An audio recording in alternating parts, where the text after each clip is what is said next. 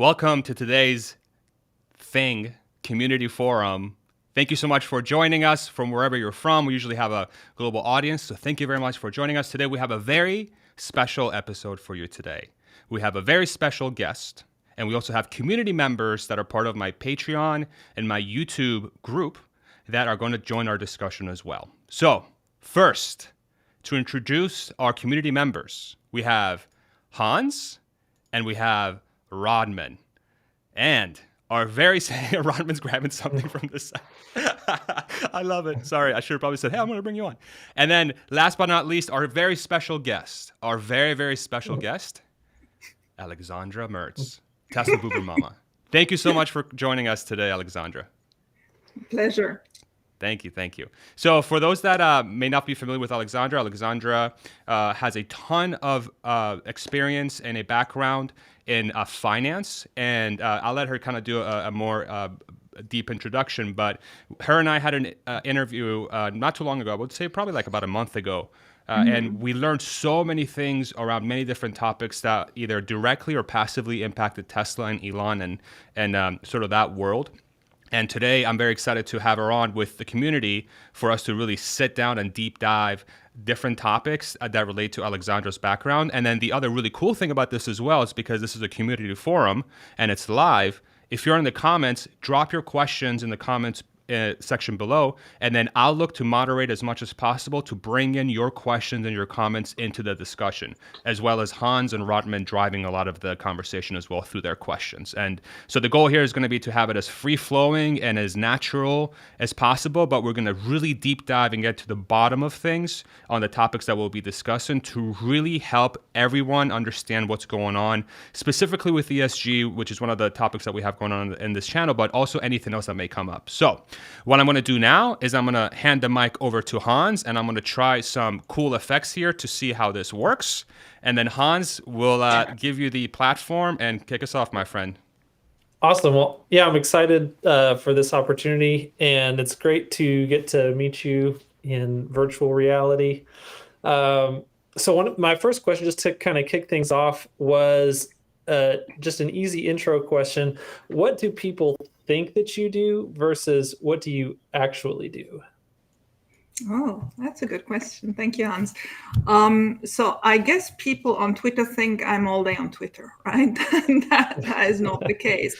I'm also not a YouTuber. I've done a couple of videos which I have published on YouTube because that was just the easiest platform to do it. My real job since 2014 is I'm an immigration consultant, meaning I'm helping people, entrepreneurs, structure their business side of things so that they obtain either a non-immigrant visa or a green card for the United States. So that is my day job, and that keeps me very busy, at least 6 days a week. So I have a little bit more time, and I have from time to time a little break of 5 or 10 minutes between my meetings. And in the good old days, I'd go to the bathroom.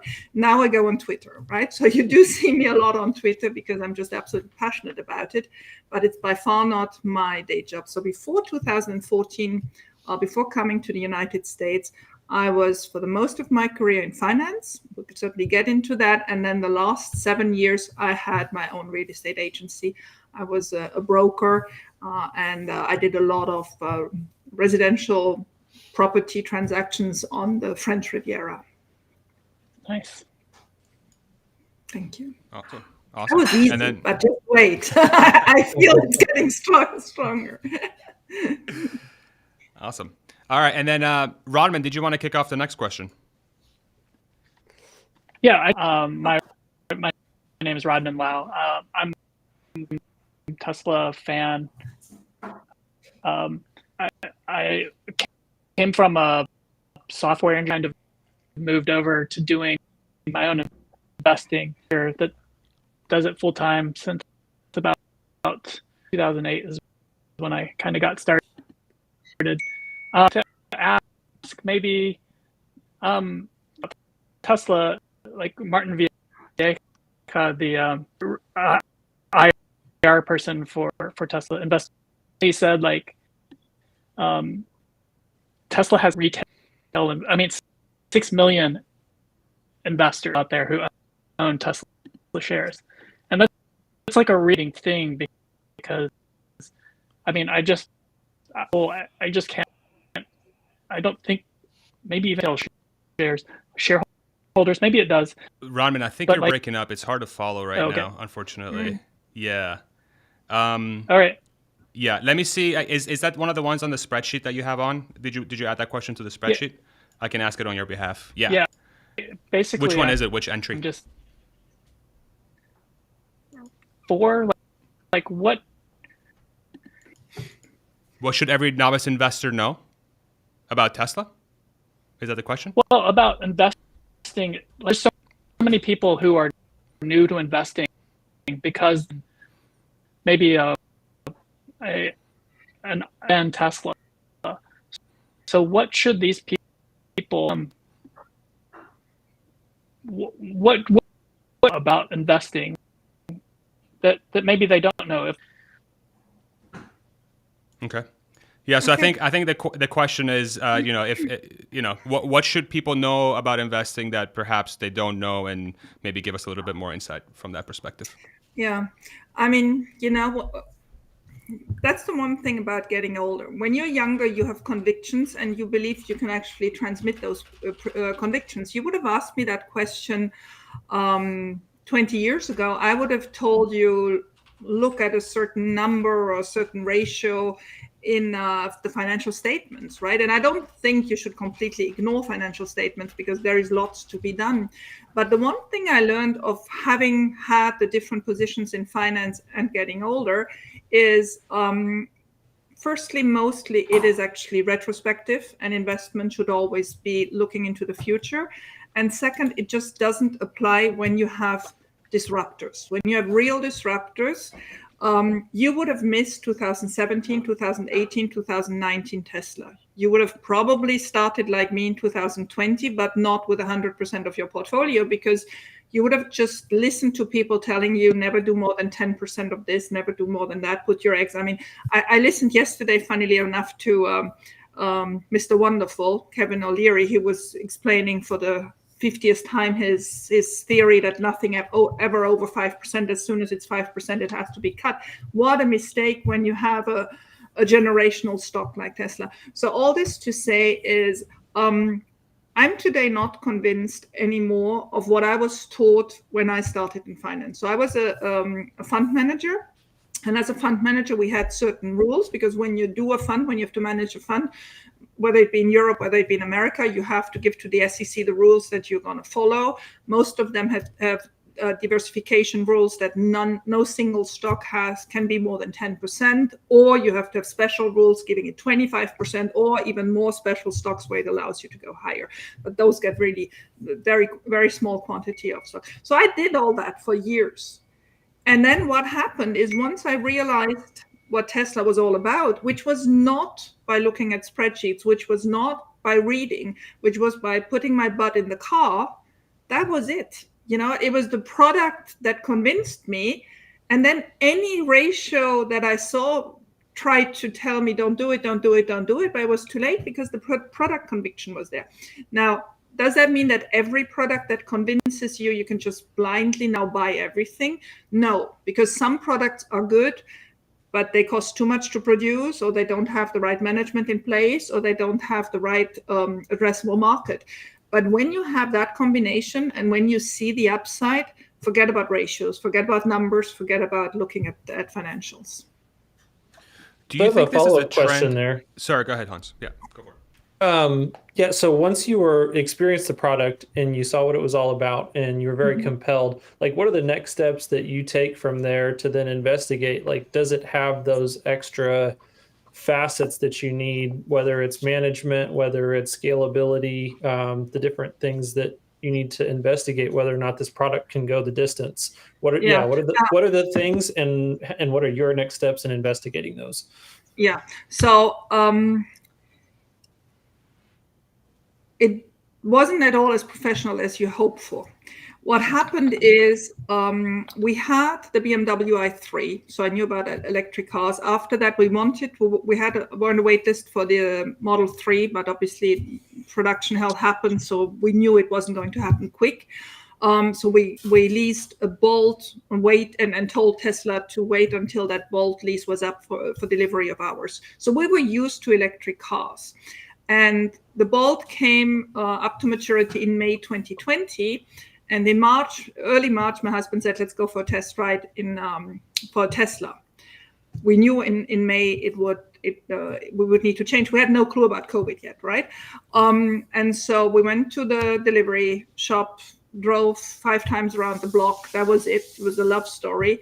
And it was actually incredible how much better it was than the i3 and the Bolt. So it wasn't, I guess for somebody who comes from an ICE, it's an even bigger step. But for us, we were quite used to all that, and yet it was still so overwhelmingly better, and came back. And then COVID hit in the next couple of days, and the stock plunged. And I have no idea whether it was divine or what it was. I hadn't looked at any financials. I had no good opinion about Elon. I just thought he was a freak out there. So, no research, nothing other than having had my butt in the car. I said to my husband, sell everything, because he was looking mainly after our allocations and everything. Sell everything, buy Tesla. And that's when we started buying. And so I actually did the research afterwards. But from there on, I never had a 10-hour sleep anymore, because I'm falling asleep with YouTube Tesla videos. I'm waking up at 1:00 Pacific to look at the damn stock price and watch for another 2 hours any YouTube videos. I obviously now anticipate all financial results and now make sense of it. But the moment I bought and the moment we took the decision to go from a very diversified portfolio, which I was happy, and my husband had his little corner for his options, right? That was, it's just the way. After 25 years of marriage, you get organized. But that was just it. We in a second decided this was our window, and there we were. And beyond any reason, beyond 20 years, and for my husband, it's even worse, because he was one of the people who build up financial analysis tools. There is an option trade that is called like him, right? He is much more brainy than me, much more engineer like me. So for him to go 100%, I did it because I'm so German and organized and doing what I was taught to do. For him, it was much more thought through. But both of us, we were just in harmony, deciding this was it without any further research. No regret since. We were much higher. We're half down now, but nobody is selling any shares. We're buying still with any free penny we have. We're telling the kids to do it. We're trying to bring our part to the table to convince other people. Now, does that mean I'm blind? No. I've done the research afterwards, and I'm still, like I said, studying all these things. I'm very proud of people that go into financials even deeper than what I would do. I think some of those people out there are really doing a great job, but that was not my deciding factor on Tesla, because I recognize the opportunity it is, and all the theory was out of the window. There was a comment here. Welcome to the Tesla stock o'clock lifestyle. What you were describing, which is hilarious. And there was also another comment I want to highlight as well. Somebody said that that's nice that you're helping people live the American dream, which is the work that you're doing today, which is super awesome. I wanted to also sort of add another follow-up to the train of thought here. Do you think the Tesla investing case that has happened here in the last few years, do you see that somehow changing the trend of how funds and analysts and whatever you want to call it, big money is going to is that going to change how they're going to be looking for future potential companies like a Tesla? Or do you think this is just a once in a lifetime opportunity and then we all just revert back to how we've always been doing it? How do you think about that? Very good question. And actually, one of the things I try to prepare in my thought of train for today was like one big disadvantage of ESG, and I'm sure we're getting there, is that by Tesla now being in the S&P 500, right? It is in all these portfolios, and what people have to understand is that means the BlackRocks of this world and the Vanguards and the State Street, they now hold all this Tesla stock and have the proxy vote power, right? We just had this invitation to vote for the next meeting, and you had all these politically correct questions in the lower part of the questionnaires. And those are questions that might have a different outcome now, given that so many of those shares are held by fund managers that may have an agenda, may have an ESG agenda. But let's get to that a little bit later. For me, it is clear that Tesla will become stronger and stronger just by the growth of its market cap in all those indices. I'm a big opponent of indices. I mean, we've talked about that last time. I'm not sure we want to go there again. But the problem is when you have indices made just be by market cap weighting or by some selective mechanism from S&P or Dow or whoever, you actually give away decision power to people that do in backroom committees take decisions.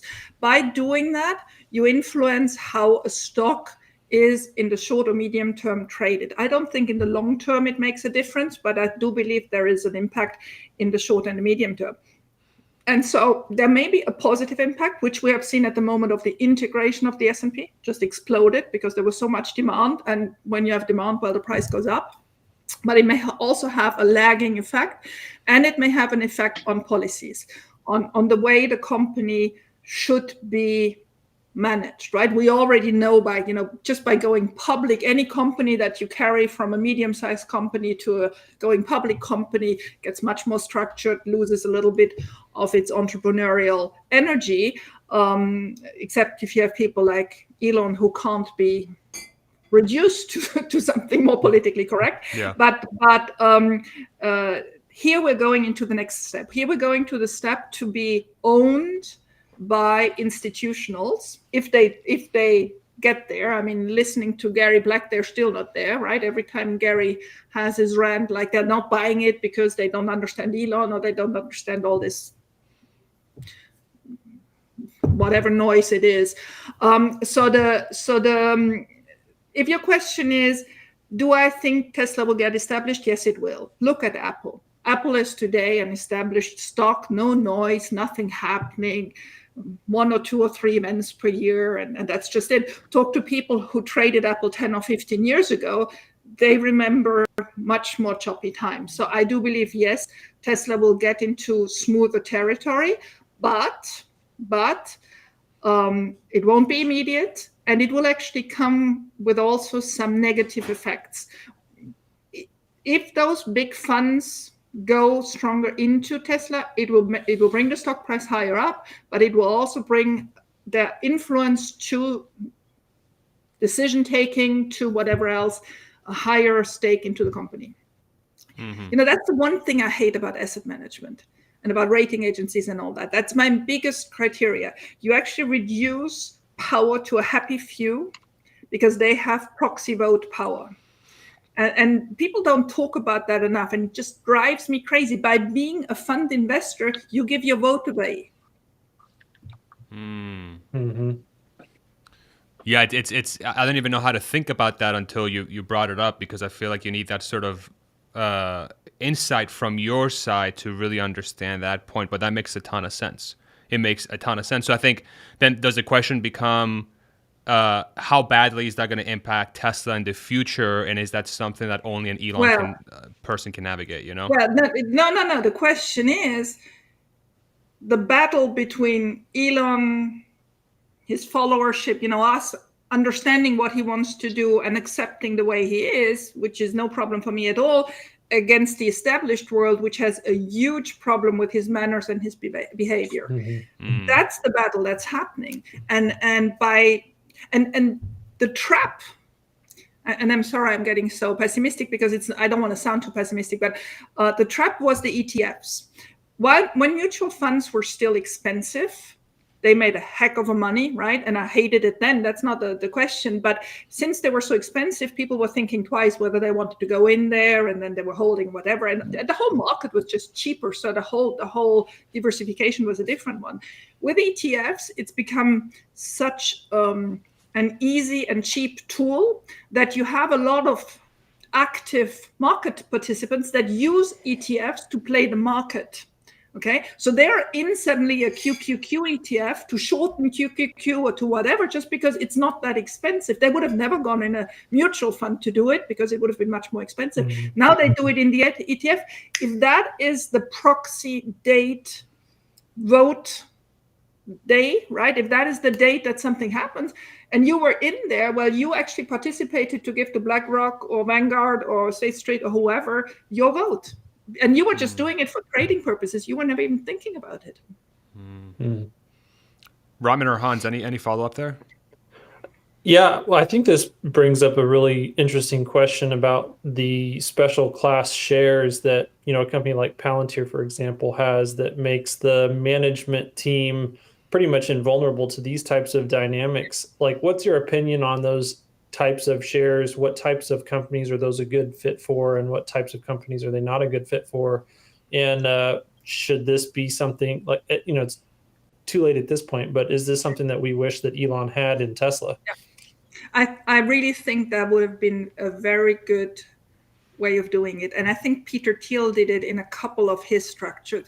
I mean, if you saw very early on what this whole game of Wall Street is, I mean, again, I don't feel I've understood it all. And sometimes I just tell myself, stop thinking about it because it's so depressing. But if you, it is, it is.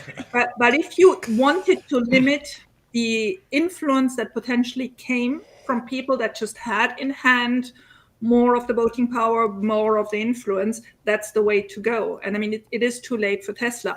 I was actually, funny, at lunch, we were just discussing this with my husband.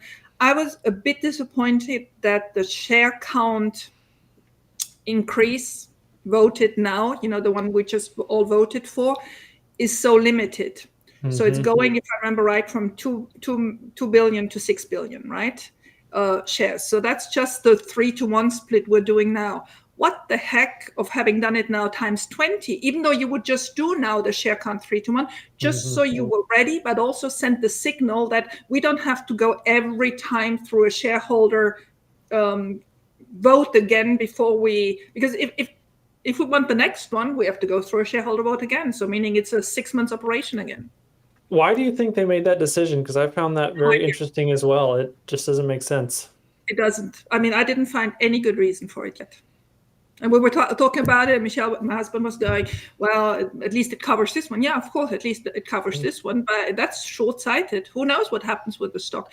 I mean, his argument was like, the stock will now be around $200. There will be more people interested in a stock at $200 than $600. Does it make sense? No, it doesn't, because fractional shares exist. I mean, this is all easy peasy stuff. But nevertheless, options will also get cheaper. Right? A couple of realistic advantages happen.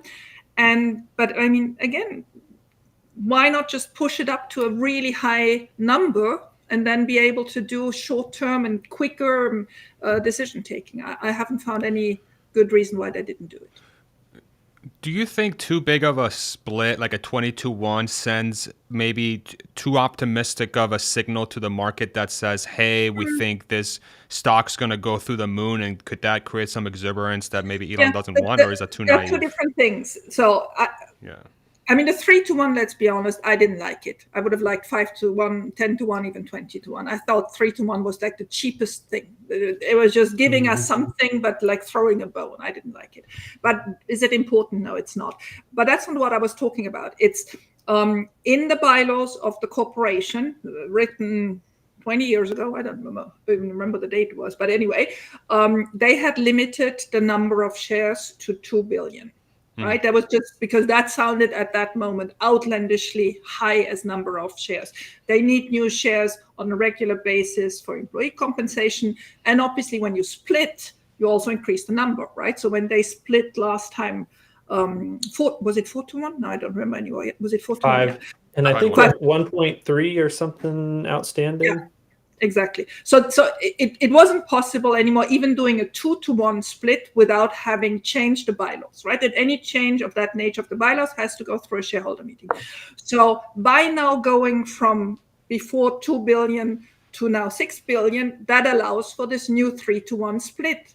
but it doesn't give any further room. And it will obviously also allow for new employee shares and all that. There's enough space in there, but it doesn't allow even for the next 2-to-1 split, right?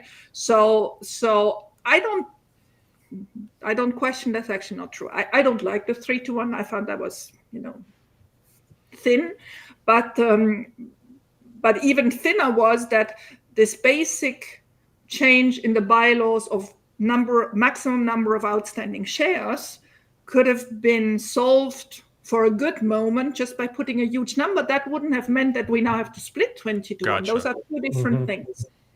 Gotcha. Okay, that helps. Rodman, I know you were lagging last time, but did you have any? Sorry, go ahead. Yeah, I've gone to $1 trillion or 10 trillion and still done a 3-for-1 split, and it's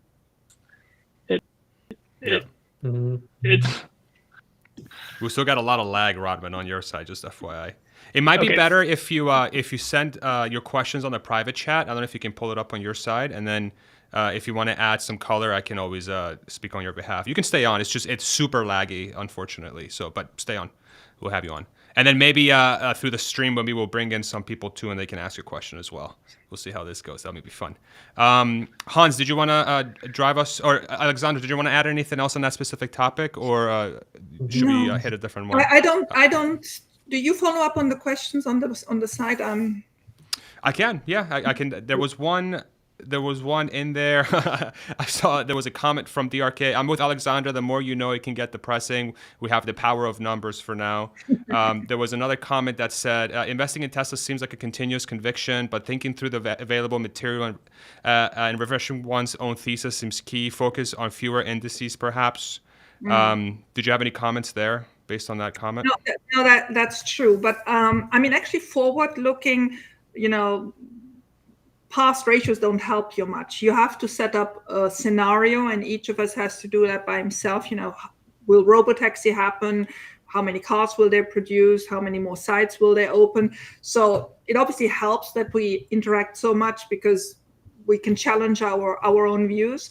But I rather challenge my convictions on my future views of Tesla than thinking about financial ratios for Tesla. It's a company that is, we're not in the numbers behind the comma. That's not the problem. Tesla's future, it can be so much exponentially bigger that we shouldn't lose that big picture conviction. Mm-hmm. Thank you for that. Hans, go ahead and drive us for the next one. Yeah, so I really enjoyed the conversations you had with Tad Park and then Ross Gerber recently. Those were great. One of the topics that came up in your conversation with Ross was that you both have some disagreements with Kathy Wood and Ark Invest in the way that they manage their funds.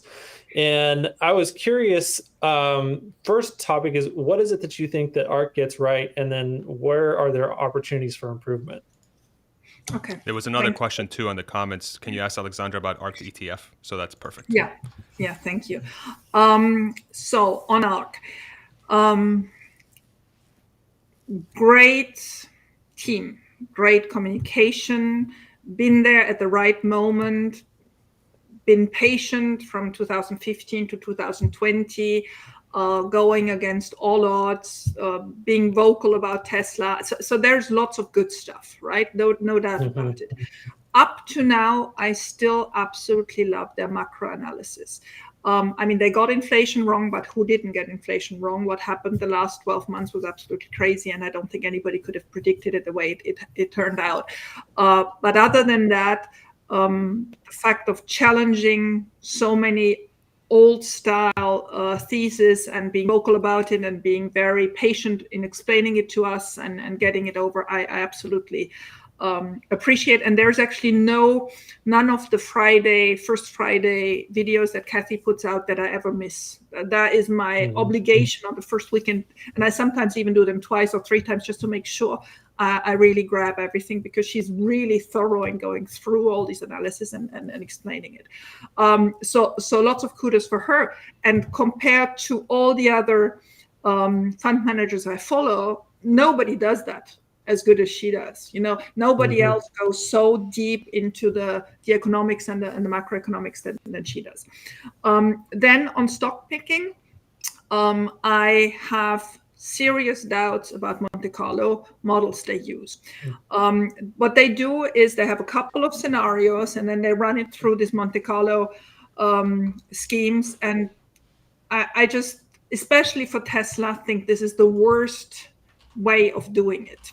I mean, you will get a natural distribution depending on what scenarios you filter in, because that's just how it works. But I don't think that gives you your price prediction in 5 or 10 years, because now they're doing it for 8 or 10 years now. And that's not how I would do it. I completely disagree with their way of doing it. Because the thing is, from the beginning, you have the scenarios. So why do you even want to go through all these unrealistic probabilities to sort out the most realistic one? I can't get there. Well, one of the justifications that they do cite that, I don't have a ton of experience with, but you may be able to provide some more color on this, is just that it is a really good way to boil down what is your model sensitivity. Like, what are the inputs that really drive your financial results in the long run, and which inputs are kind of here, there, wherever.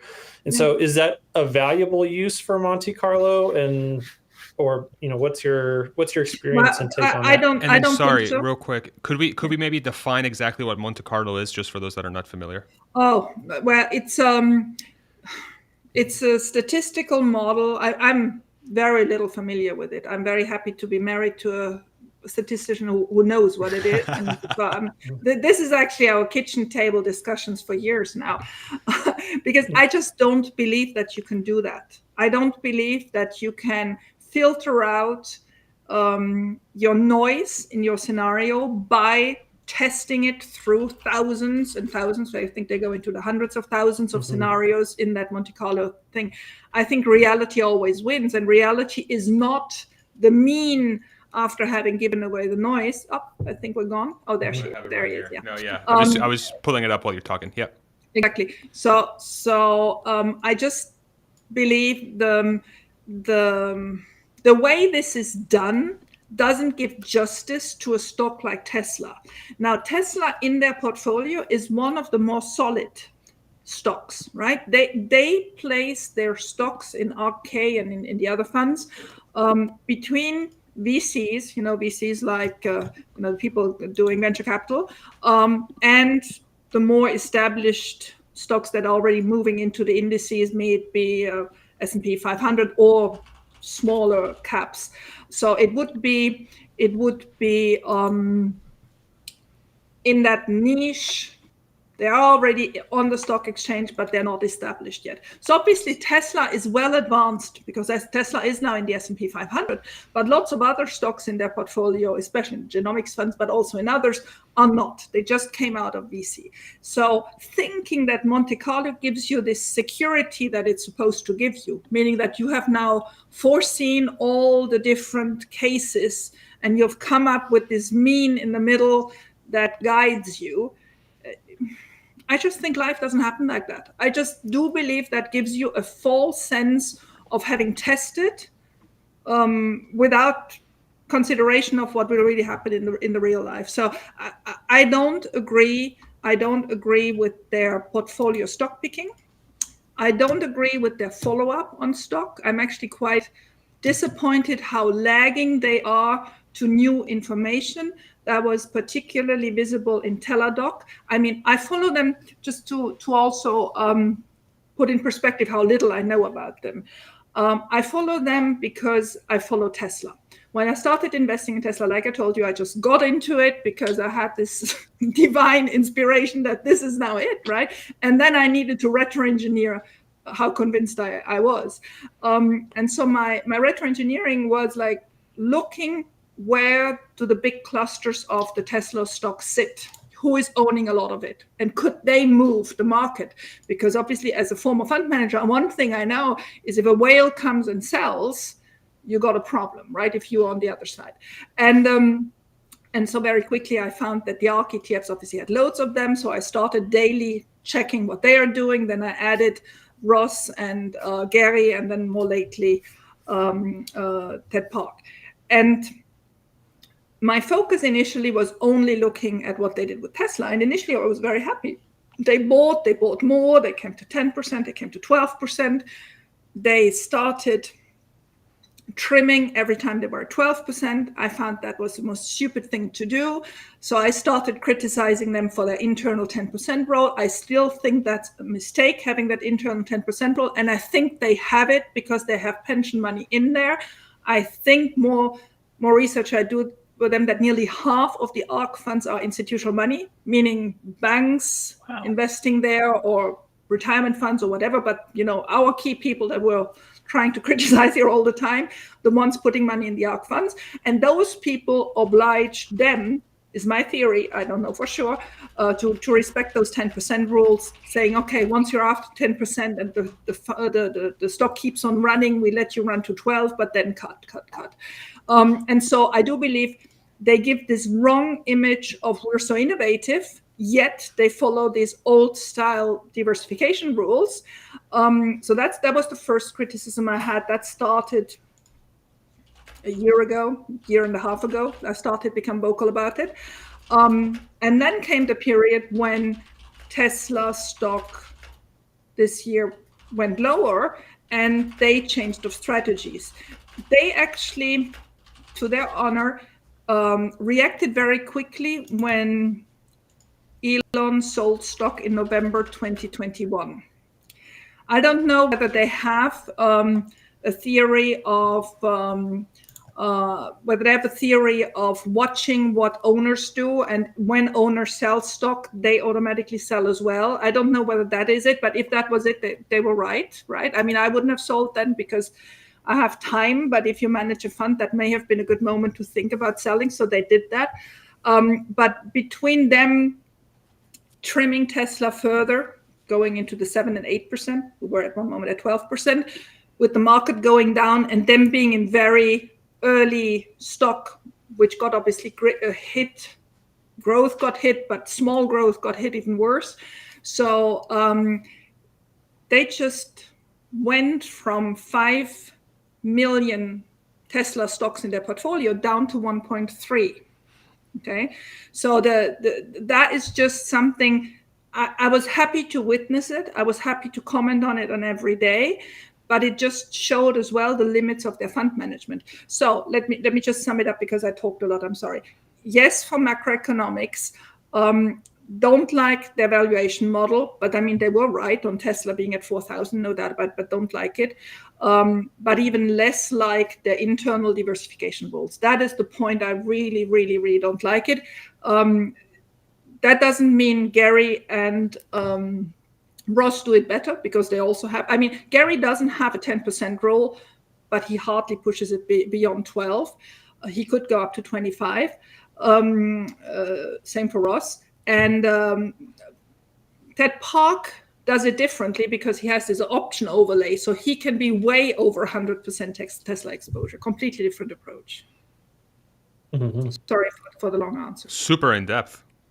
Oh. No, that was a phenomenally good answer. There was a comment I want to read, and I think what we're going to do at the end, we'll do a 15-minute Q&A with the comments section open. We'll have people come on. This is actually posted by one of our community members as well. He's part of our Patreon group. He's on, but he didn't sign up for the call, so we're going to have him wait until the end. But one of the comments was, I disagree with Alexandra on the Monte Carlo. This actually helps model inter-product network effects so much better. And there was a follow-up comment too, so much more important with a company like Tesla where so many interrelated products in the ecosystem.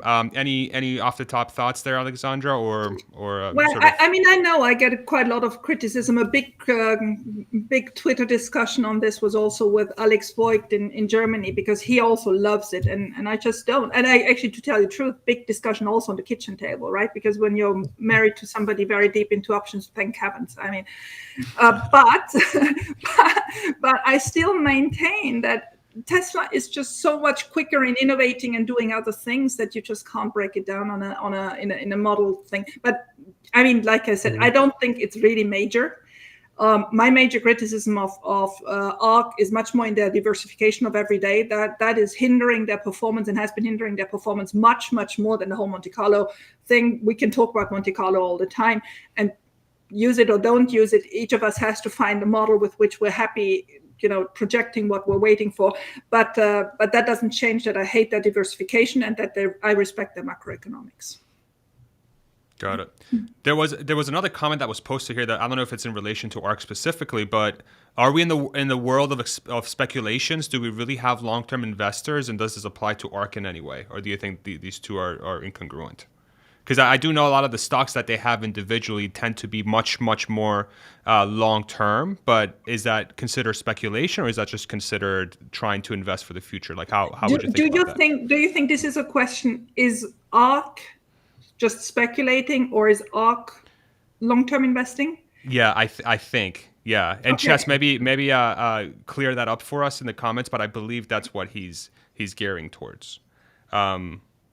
Yeah, so maybe we'll wait for Chess to clarify that for us. And then real quick, I want to give a shout out here, Claude with the £9 super chat. Thank you very much, Claude. Love Claude. Despite any sound challenges, you're rocking the stream, everyone. Thank you. Look at you. That's awesome. That's very sweet of you to say.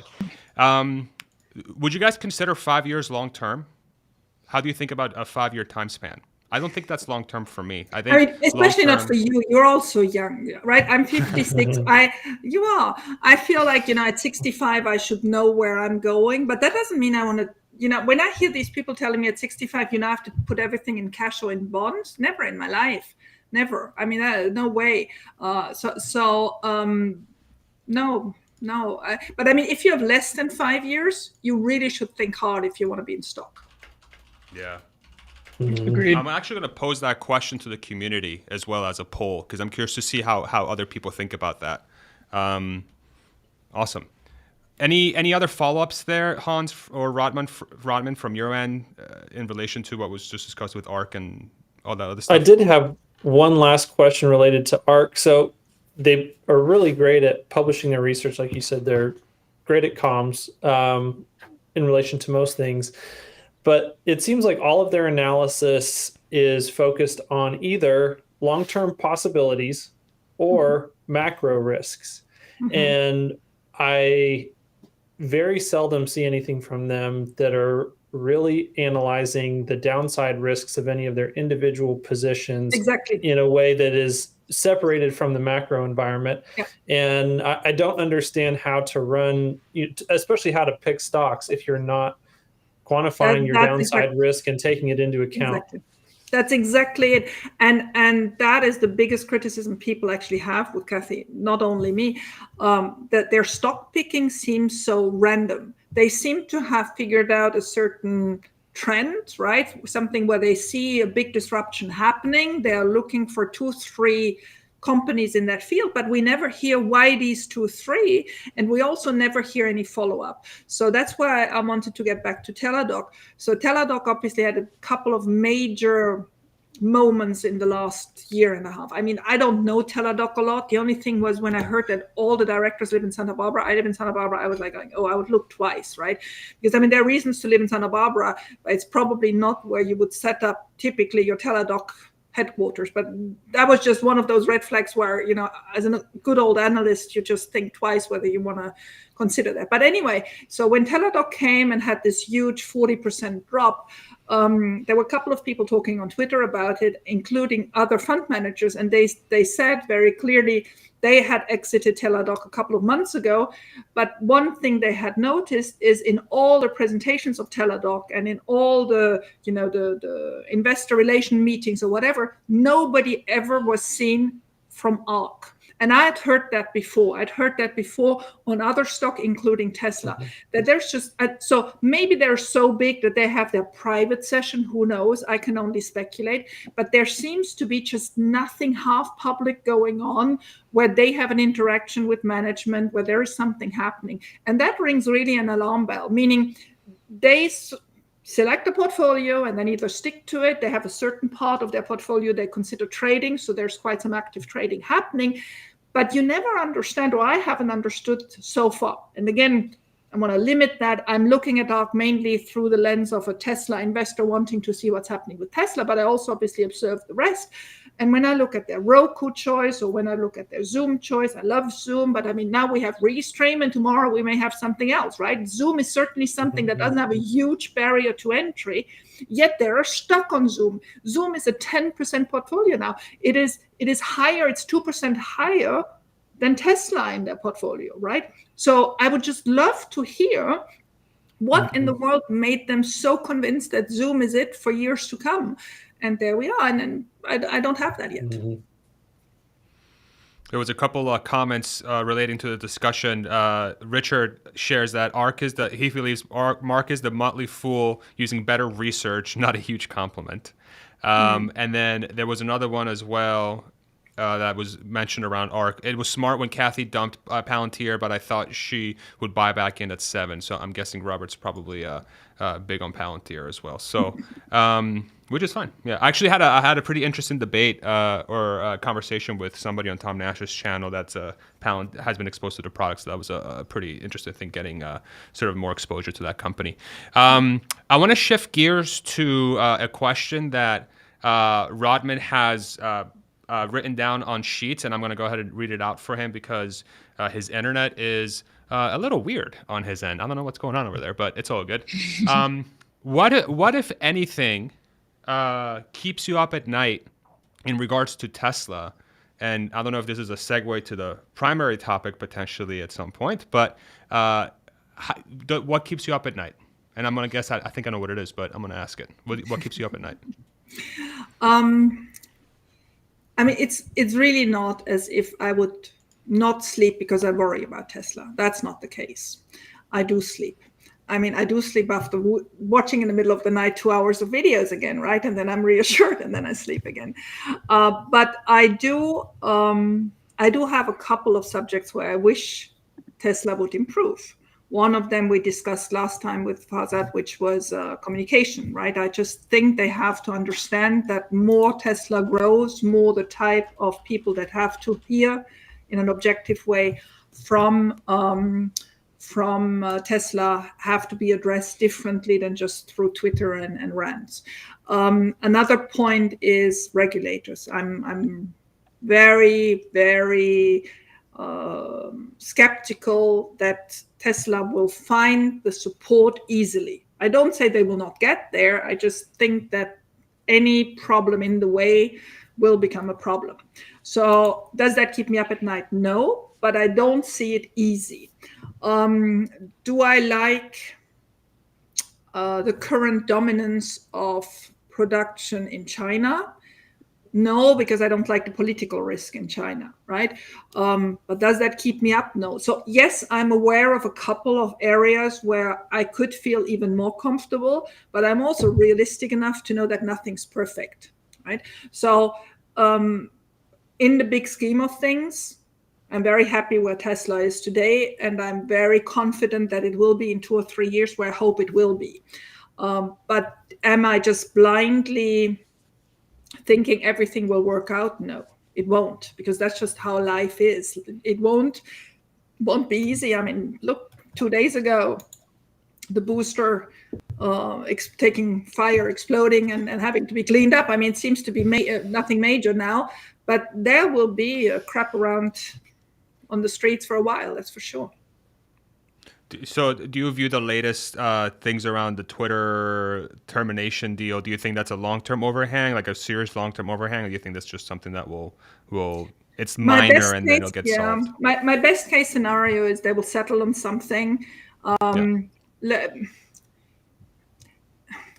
think Twitter is so politically driven outside of Elon wanting to take stakes in it, that what I think they would like is that for 2 years, he doesn't build a competitor, so that they still have the field and whatever. And I think they could settle. I mean, that's just me spinning, right? That's my best case scenario.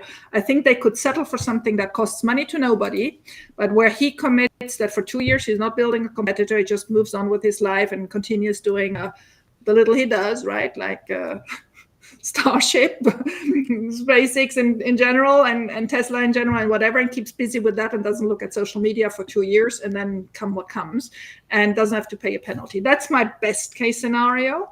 I don't like it as such, because I love that he was getting involved into free speech, but I think that's just an illusion now, and I shouldn't dream. My worst case scenario is that this law case happens and drags on. I'm not really worried about money. I mean, Elon has money and he will produce more money every day, but it's just it's going to help the media and all the Tesla haters to keep the subject alive and make more story out of it than it's worth. Got it. Hans, any additional? What do you all think? What do you all think? Because I mean, I'm certainly no expert on Twitter. I'll let Hans go first if he wants. Go for it. Yeah. Okay, I go first. Okay. Yeah, I mean, for me, I'm way too positive of a person to think that there's going to be anything that's going to be that serious that's going to derail the Tesla story outside of something that happens to Elon health-wise. That's really what keeps me up. That if there's going to be a variable that says, oh, Tesla is going to be in danger, or Elon's going to be in danger, or something bad's going to happen, top of mind for me, it's always Elon's health. And the reason why I think about that is, the reason why I think about it that way is because I think Elon has proven to be such a great problem solver in many different fields that whatever comes his way, he tends to solve, albeit sometimes it's super painful and we have to go through a period of years for us to see the other side of it. He figures it out. But as the popularity of the company increases, as the size of the company increases, on our last conversation, I mean, you opened my eyes to a lot of different things that could prove to be just as disruptive as an event like Elon getting sick, or God forbid something bad happens to him that could really prevent him from moving forward. But my brain doesn't work that way. So I can't visualize those things. And when I can't visualize those things, I have a hard time saying, yep, that's top of mind, because it never enters into my brain that way, I think when we were talking about, so when I saw your ESG video, for example, like, and how the influence of something like that really potentially causing Tesla to not be able to play in certain areas, or governments and other political forces that could potentially prevent Tesla and Elon to play in certain fields. I think that obviously becomes a bigger and bigger deal as Tesla's domination continues forward, and it really starts disrupting a lot of different industries. But again, I put that in the bucket of Elon is the best problem solver, arguably that's alive today, and one of the all-time greats in history, in my opinion. Sure. So that's something he'll figure out. I just don't know. I don't know if it's true or not. But again, and I'm also naive and stupid. So this is why I'm having these discussions, and that's why I'm always trying to learn, because I'm trying to introduce more information to my brain. But Hans, what do you think? Yeah, as far as just like the overall risks that keep me up at night, I think the Elon health issue, or something happening to him, that's probably the biggest one. The invisible power structures that he's up against are also pretty formidable, and I think that the ESG topic is one example that you can look at that kind of shows that, but there's more. So health, or just something happening to him. When I look at their execution, the rate of innovation, when I hear someone like Drew Dixon talk about, well, they don't have enough models to sell 20 million cars in 2030. I'm like, the car is so much better than anything else out there. There's no one who is even close to being able to produce something that is value competitive with a Tesla in 2030. And, it's going to take Volkswagen forever. It's more likely that they'll go bankrupt than they can compete with Tesla. And then all the other companies, the real competitors will come from China. They will be behind, and there will be serious cars that come out of that ecosystem. But it's not going to be a challenge to Tesla's ability to deliver 20 million cars in 2030, those would just be raw material and supply chain shortages. Can we get enough lithium? Can we get enough of the different things that we need throughout the supply chain, whether it's battery related or not? But even in that scenario, there's such a powerful competitor that, well, okay, maybe they don't get to 20 million cars if the supply chain is limited, but they're still going to be far out competing any competitor and massively, more profitable than any of their competitors. And so, it doesn't necessarily give me a lot of pause in my financial decisions. There was an interesting comment that came through talking about things that may keep people up at night. On China, could it have been that China quietly threatened to nationalize Tesla China if he went ahead with a Twitter acquisition? Totally random thought, but do you think within the power structures that exist globally, is that something that's possible, or what do you think? Or do you think I don't think China was worried. I don't think China was as worried about Elon buying Twitter than the Democratic Party was, or the current administration. I'm sorry. I'm sorry to say it, but there is no doubt for me. I think this is American problem, maybe a European one, but I don't think this is a Chinese problem.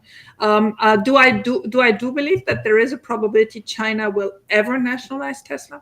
Maybe 5%. I don't know. I mean, I've given up with Tesla doing scenarios just because, like Hans said, I'm so convinced of the innovation. And I want to come back to your point with the only 4 models. The iPhone only has 1 model in a couple of sizes, right? We're in that type of product. We're not, Nokia probably had 15 colors. I remember I had a pink Nokia one time, no doubt about it. I don't know which box it is, but still, it must still be somewhere in the garage. But does that matter to them today? It doesn't. They're gone, right? So whether Porsche today does 15 colors of each model or not has no relevance at all. You don't want a Porsche once you have put your butt into a Tesla. That's all there is. If you don't like the white one, get a wrap. That's just it. There's nothing else to be done. Yeah, so true. Yeah, you need a separate dimension to compete on when the product is commoditized and everyone is making the exact same thing. And so, of course, you have 100 different models of car. But when you have a product that is completely differentiated in the market, then everyone wants that. Then you can have any color you want as long as it's black. Exactly. And I think that's a good example too, as far as the auto market didn't always have so many models. When we've gone through these major technology shifts in the past, there has been major concentration in who the market leaders are. And, I think Ray Dalio has just the way that he has broken down everything in the changing world order and says, the future is going to look not like the recent past, but it is going to look like something that happened in the past. And so I think that's the fault that people like Drew Dixon are making, is they're looking at the recent past to try and predict the future. And what is about to happen is not what happened recently. It's something that happened, but it happened a long time ago. So I think that's the thing that a lot of bears are missing. Yeah. We brought up ESG a couple times as we were discussing the topic. I know, Alexandra, you did a video recently, which I watched full twice, once on my flight to Ireland, and then again on my flight back to Ireland, to the US States. You're my best fan. You're the best. And then I also saw you made a condensed version of that video because it had so much detail. And in the comments, whoever watched Alexandra's video definitely mentioned if you did watch it. But perhaps for those of us that haven't watched it in the comments section, or perhaps that are watching right now, could you give us a real quick breakdown on what that video, or however long it takes, not even quick, however long it takes for you to sort of explain what's going on here. ESG, and obviously this is something that impacts Tesla indirectly in ways that I think are hard to understand until you really wrap your head around that specific thing, plus many other things. It's not just a Tesla issue. This is a pretty broad issue. So I'll hand over the mic to you for a little bit, Alexandra, and then we'll okay, I'll try, and if it gets too long, you jump in, please. You have 2 seconds. Go. I'm just kidding. That was it. Yes. Actually, I'm sorry. I'm so sorry. Can I actually do one thing before you do that? Because the poll, we did a poll that asked, is 5 years long term? And 51% said no, which means 49% say yes, which 49. I think is a very 49%, which I think is a very interesting result. 100 people voted. So fascinating result. Anyway, go ahead. Yeah. So ESG. Now, I got a little bit back, and I'll get there, and I'll try to make it short. So I think in the middle of the 2000s, ESG was a small, cute idea. They tried to think how we can better communicate on environmental issues, how we can better communicate on social issues and on governance issues. I still have not found who was the genius who put those 3 themes together, because I think that is the root problem, right? Because if you want to solve governance problems, address governance problems, but don't talk environment and social at the same time. If you want to have social problems, be a social warrior. I mean, I won't be there, but do that war. But trying these 3 together is, I think, the root cause for the problem. Now, 10 years forward, Paris Accords, it becomes more and more visible that we have an environmental problem and we need to solve it. Climate change has become, a mainstream topic. You also have a whole generation of millennials, or even a little bit older, who don't want to invest the old way anymore and get very easily attracted to anything that has a green label on it. So this suddenly becomes repackaged. The main communication at that moment was environmental, but it was always carrying this ESG slope with it, right? And so the Paris Accord started in Europe, triggering certain initiatives to oblige companies to better communicate on environmental, social, and governance. And at the same time, in the US, you had a couple of initiatives, notably one from Bloomberg, but also a couple in the rating industry. So the rating industry, what they did is they saw non-rating competitors, like one is MSCI, the other one is the Sustainability Index. I don't recall the name anymore. Sorry, but whatever it was, there were a couple of independent things running away, calling it rating. And so the traditional credit rating agencies probably had the migraine of their life, thinking we have to jump on that bandwagon as well, and bought as many little shops that they could find in the world that had some experience on collecting data. Because the main thing of this all is data, okay? It's data driven. So who talks data talks also Big Four, meaning the accountants of this world, the people, the PricewaterhouseCoopers, whatever, the people that are sitting working on those financial reportings. So now you're getting into the nitty gritty of the people that make money of it. Because I saw earlier on one of the comments going on, who is making money on ESG? Lots of people are trying to make money on ESG. So get me back to the history. So Paris Accord, Europe starts doing it. In America, you have a couple of initiatives. You have the rating agencies buying stuff and whatever. And then comes the COP16, was it, in last year. Biden was there shaking hands with all these other wonderful leaders who all knew everything about it. And they said, okay, we have to do something. We have to oblige all publicly traded companies that issue financial reports to issue ESG data. Now, the big question was, what data? Okay, and so obviously nobody could agree on that. And so they missioned, now I don't know the name anymore, I think it was IFRG or something. They missioned this foundation that exists to create a board, ISSG, who would come up now, like it's in 2022, with the rules that will be worldwide implemented on what has to be in these financial reports. So what each company will have to publish for the three subjects: environmental, social, and governance. So which questions will have to be addressed? So obviously all the accounting firms of this world are paying bonuses like nobody's ever seen before, because this is just a completely new revenue stream. You have no idea what this means for them, because now suddenly you need data on the race diversification of your employees over the last 5 years. At what location did you employ what gender of employees? Which handbook do you have against bribery?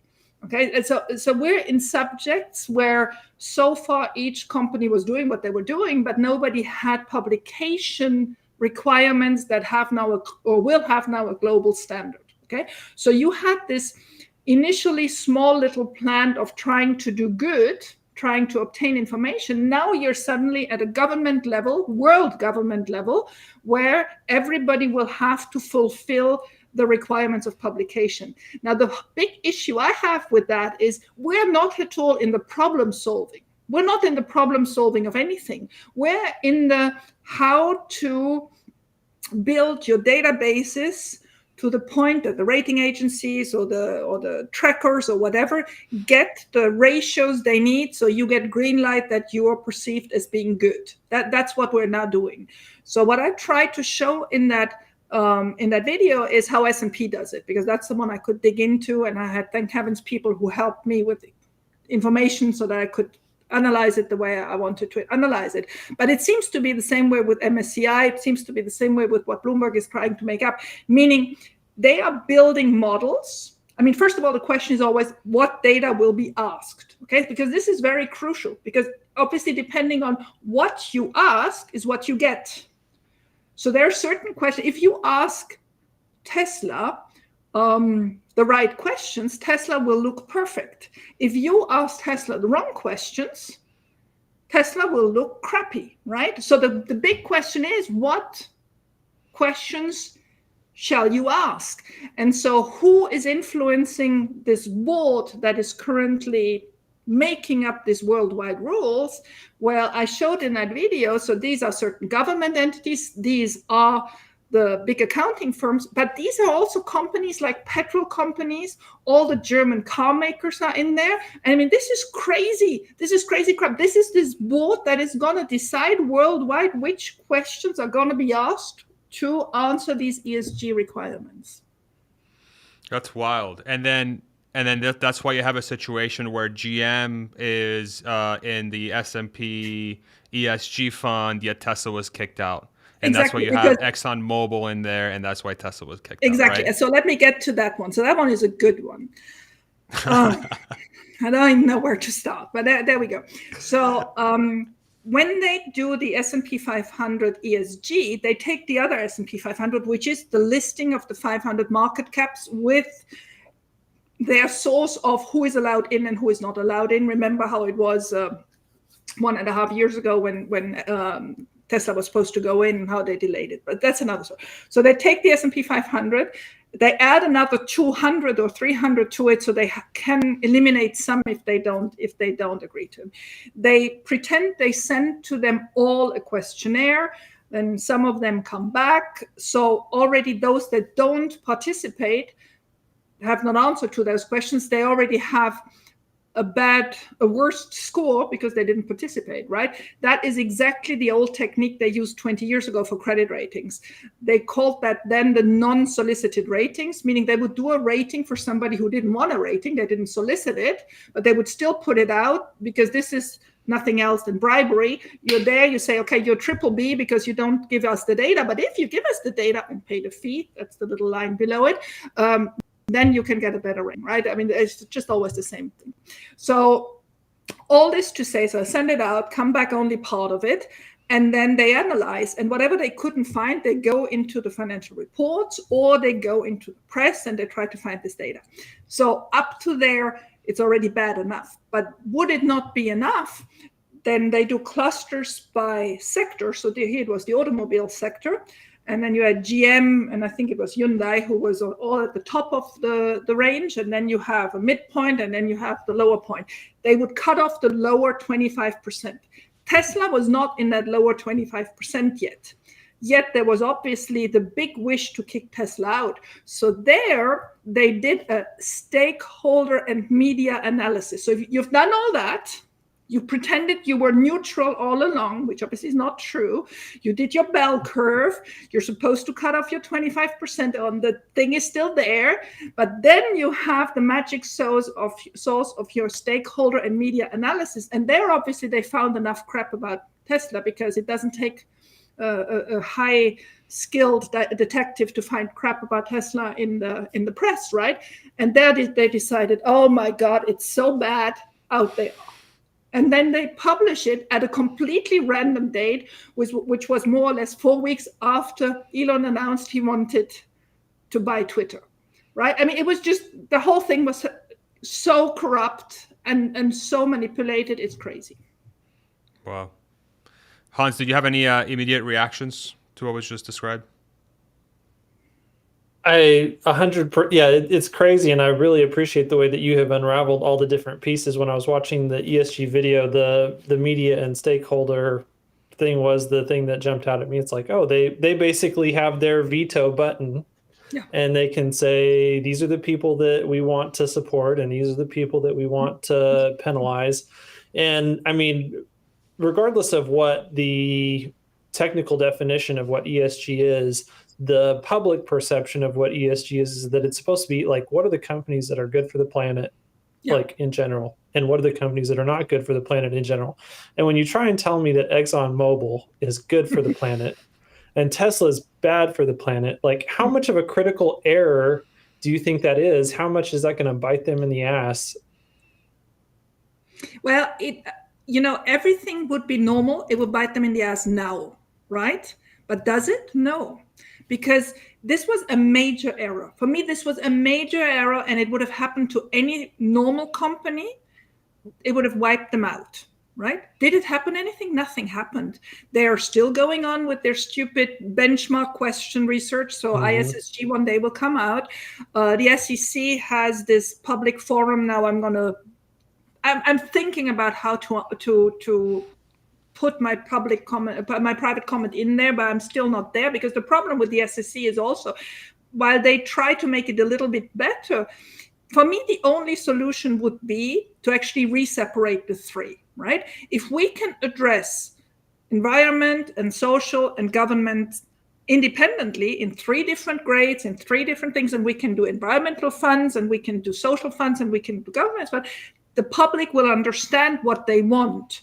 If somebody wants to be social warrior and wants to have a fund that is in that field, be it. I mean, I wouldn't, but that's not my problem. Governance the same. And if somebody wants to be in purely environmental, that'll be it. But that's exactly what they don't do. And there is a purpose why they don't do it. And that's the purpose why they won't be wiped out by something so ridiculous. There is a will of creating this, constructing this, making everybody, the food chain is enormous. It's the rating agencies, it's the accountant, it's the press. I mean, there are so many people eating lunch here that nothing will happen. And if they come up with these rules now, can you imagine for anybody? Now, let's finish the subject. So middle of May, they said Tesla is not in there. So 2 billion shares were sold that day, the value, $2 billion, because funds that were indexed on S&P 500 ESG had to sell Tesla from one day to the next. That's their power. It's crazy. Wow. And so I think my question around that topic would be, is this a legitimate long-term? So I'm going to ask this question specifically within the context of Tesla, because I think broader scope, I think it becomes a little bit obvious just how disruptive something like this truly is and how corrupt something like this truly is. But is the antidote to that having a company that is able to generate tremendous amount of cash, which means that they are able to fund themselves without any outside help whatsoever from anybody to continue onto their mission to prove how corrupt this thing is in the long term? Like, do you think ESG, like within that perspective, becomes thrown to the wayside? Certainly Tesla is less vulnerable because they don't need to finance through the market. That is certainly a plus for Tesla, right? If you are, and that is the case for GM, Ford, and everybody else. Everybody else needs to fund constantly. And if really ESG becomes the standard for becoming able to get cheapest way of funding, then we're really in a bad place, right? But at least Tesla is not restricted by that. But on the other side, asset managers that sell ESG funds will not include Tesla if Tesla has a bad ESG score, meaning this is more a problem for us investors, meaning we have less buyers in there, and these buyers buy other crap, which they shouldn't buy. We're keeping those stocks at a better place rather than going into the stock that's really there. And I mean, the other thing is, obviously, as you've seen from this year's voting question for the shareholder meetings, you've seen the management recommendations of what to vote, and they were against all of these bottom questions that are ESG related. I mean, there is no coincidence whatsoever why these questions were asked, right? I mean, I just wonder, I would know whether it was BlackRock or State Street or Vanguard. That's my question. That's the only question I have. Who put those damn questions there? Sorry, I shouldn't swear. I hope my children are not watching this. But anyway, damn is a swear. Oh boy. So I would like to know who put those questions there. Then Tesla management said, please all vote against. So our recommendation is to vote against. Obviously, we did what we had to do. And so maybe this time it doesn't go through. But what I alluded to earlier is more these funds, more these ETFs get bigger, more these ETFs hold Tesla, more they will have proxy vote power for questions they bring up themselves. And more we have to make sure this is it. And now let's just imagine this ISSG thing goes through and they find now the definitions of what every financial report has to include, right? Which stupid questions have to be answered and whatever. Can you imagine Elon? I mean, Farzad, remember our discussion of how he doesn't like to have a comms department, right? Yep. How every question it's him is answering. And now suddenly on a quarterly basis, he would have, or at least on a yearly basis, he would have to answer all this crap. This is going to be really fun. Wow. So it's basically leveraging an involuntary tax on the entire corporate ecosystem. Yeah, that's exactly it. You're right. And and I said that the gravy train eating up that tax, they're sitting there. They're all, and it's not at all the social justice warriors and the environmental fighters. That's not it. This has been now the establishment. The establishment has just sucked the air out of it, and they're sitting there now and saying, please come here. Wow. I want to read some comments here through the discussion because this is just, I hope this is eye-opening for a lot of folks that haven't been exposed to this ESG thing, because it gets talked about. You know, I saw it in passing from Elon's tweets and other people's tweets that say, you know, ESG is incorrect and it's not really tracking for the right things and it's just kind of like a silly thing. But then after Alexandra helped us with her videos and her explanations, I'm like, yeah, this is like freaking crazy. DRK said ESG showed their slip when they got rid of Tesla, and I think that and Alexandra showed how much of a slip it was. Not pretty at all. I think there was another comment here. Yep, I think people will vote with their dollars when money starts pulling out of these ESG funds. Do you think that's a likely scenario? Well, I tell you one thing, this young generation, because I mean, one thing is I have with my 5 kids is I have them all over the political spectrum, including one that is like really out there in the social warrior space. Makes for good discussions at home. So the one thing that is for sure is she will never invest in a 401k that is not ESG labeled. Right? She's just absolutely convinced that this is the way to go. They fought for it. I mean, not that she fought for it, but she thinks she fought for it. And so this is it. There will be heavy manipulation. And what these people are all about, any asset manager, is about the money of the 25 to 30-year-old. Why? Because this is money that's with them for the next 40 years. Right?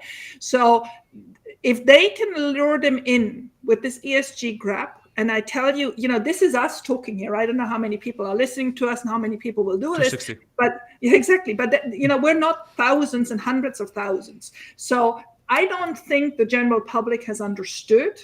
And the fact that Elon rants about it, I mean, Elon rants about lots of things. And there are people that actually, if Elon rants about it, that doesn't motivate them at all to look into it, right? There are people that are anti-Elon. So this whole ESG stuff, I really don't know how we can make sure. I mean, there are people out there, but the problem is then there are people out there very far right wing against ESG, right? That doesn't help us. I don't want to get political about this stuff. I want to get factual about this.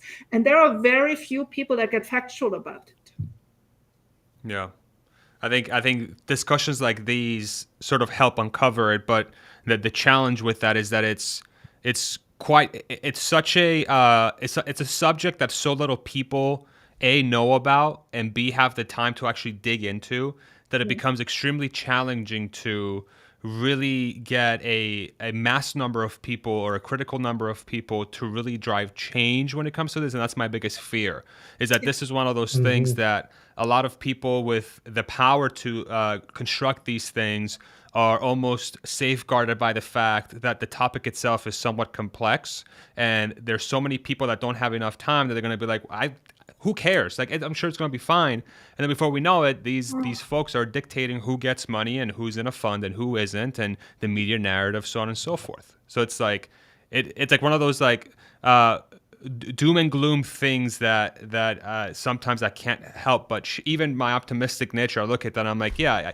this is obviously where we're going, except if we have more people of, say, Elon's stature, your stature, people out there that really understand this and really help drive the message that says, guys, like, this is not we're not necessarily trying to like have people lose their jobs or trash them. We're just saying, like, this is so incorrect. This is so incorrect. We have to redefine it. We have to redefine it. It's obvious. We're having a lot of comments because Karpathy just resigned. Oh, he did. Oh, snap. Let's pull that up. Yeah. Wow. Instant reaction. What do you guys think? Bummer. I love the guy. Yeah. Surprised. I'm actually kind of surprised to have seen that. Let me pull up his tweet. Let's see. A bummer. Yeah. It's been a great pleasure to help Tesla towards its goals over the last 5 years, and a difficult decision to part ways in that time. Autopilot graduated from lane keeping to city streets, and I look forward to seeing the exceptionally strong Autopilot team continue that momentum. I have no concrete plans for what's next, but look to spend more time revisiting my long-term passions around technical work in AI, open source, and education. And then Elon replied, "Thanks for everything you have done for Tesla. It's been an honor working with you." So they parted ways amicably. So that's good. My brain goes to, okay, is full self-driving in trouble now that he's left? But what do you guys think? What are your overall thoughts on these news? I mean, I'm a bit under the emotion because I like Karpathy a lot. I thought he was the right person at the right spot, and it's, I mean, obviously Elon and him knew before this was published, so it seems very amicable and whatever. But if he on top of it leaves to nowhere, it's even more surprising that it's happening now. He was supposed to be officially back from his sabbatical around now, right? The 4 months are over, and nothing pointed to this happening now. Yeah. Hans, any thoughts? Yeah, it definitely raises the question, was there a significant falling out? Was that the reason that he took the sabbatical in the first place? Or was there some sort of an event or a personal thing that he just no longer had his heart in it? It seems like that was the case. He was probably given plenty of time to figure it out, and if he wanted to continue, that's what the optics are going to look like from the outside. Is that what actually happened? I have no idea, but that's definitely going to be the speculation, and it's definitely going to be the thing that people are trying to read into the stock now. I pulled up the stock. It's about down 0.35%. Yeah, that's not significant. Hours. Do you think that's going to have any impact on AI Day? I don't know. I think they scheduled AI Day after he went on sabbatical, right? So I don't know if he is even part of that, and maybe they'll use that to introduce the new AI leader during that time, and maybe they knew that already. That's why they delayed it, maybe, so they can choose the right person to introduce. Yeah. I don't know. Yeah, he was very. I mean, he's very talented. I think for me, let me go back to this. Actually, I'm going to read Raman's comment here because he's been having audio issues for those that just joined. He's a little surprised that Optimus wasn't going to be exciting enough for that project. I think might be another. It's been talked about before, but like one of you guys brought it up. Sometimes you just lose passion. Sometimes you just lose passion, and it doesn't matter how exciting. I can kind of talk about my time at Tesla. Like the reason why I left is not because Tesla wasn't incredible. It's because there was other things that were like calling my name. They were like, hey, like, and they weren't truly fleshed out. I was like, but it feels like something else is pulling me. And maybe this is another lesson that it doesn't matter how incredibly passionate or how incredibly talented somebody is in a specific job. In the end, they're human. And love and passion is the thing that drives them. And Elon somehow is a freak of nature. He can stick with something forever. Yeah. And that's why he's got a rocket company for us mere mortals, Go ahead, Hans. My other thought is that I'm pretty sure that Andre really is a computer vision specialist. And it may be that he feels like the contribution that he's made is basically as far as he can take the overall FSD project, since, maybe internally they really feel like they have computer vision solved down and on lock. And so maybe they need someone else to come in and really bring a new specialization that will take it the next leg of the journey. Yeah. Yeah. I'm going to read a couple comments here from the community. I think FSD is poised to cross the finish line. Don't know someone like Karpathy leaving things unfinished unless diversion of thought was the case.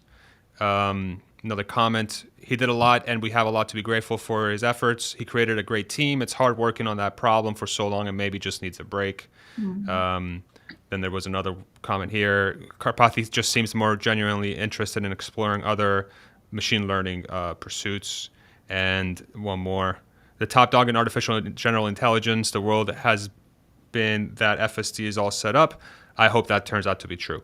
And I hope so too. I mean, I think the one thing that Tesla does incredibly well is that they have no shortage of talent in the team, and they have everyone wants to work there. So they're not going to have a shortage of talent. And even though Karpathy is obviously a gem and incredibly talented, there's probably 100 other Karpathys out there that Tesla can get, and all 99 of those will want to work at Tesla. So from that perspective, it's a bummer, but them being so amicable on Twitter gives me a lot of puts me more at ease. If it was more like we would let go of Karpathy and then it's kind of like some other verbiage, then then it's a different story. Let's do one more topic, and then we'll start bringing in some people for Q&A. How's that sound? You guys up for that? Good. Yeah, shake things up a little bit. Gotta bow Raman, go ahead. out. Oh, you got to bow I just out? need to bow out. So Okay. Thank you, you, guys. Rodman. Thanks for your Thank question. it's been a great conversation. Absolutely. I posted a link in the comments section if you want to join Alexandra, Hans, and myself on this forum and ask a question or share a comment. Click on the link. Try to keep it brief because we're going to try to hit as many as we can. We're going to run probably another half hour or so, and then we'll see what we're going to talk about. There was one question that actually was actually, Hans, I'm going to let you maybe drive the next topic since you're on, and then we'll take it from there. Let me look through. And I want to point out, I didn't see these questions, right? They were really, really cheeky of not showing It was me the questions. surprise. Yeah. Yeah, I'm gonna put you in the middle because you're the main guest. Go ahead, Hans.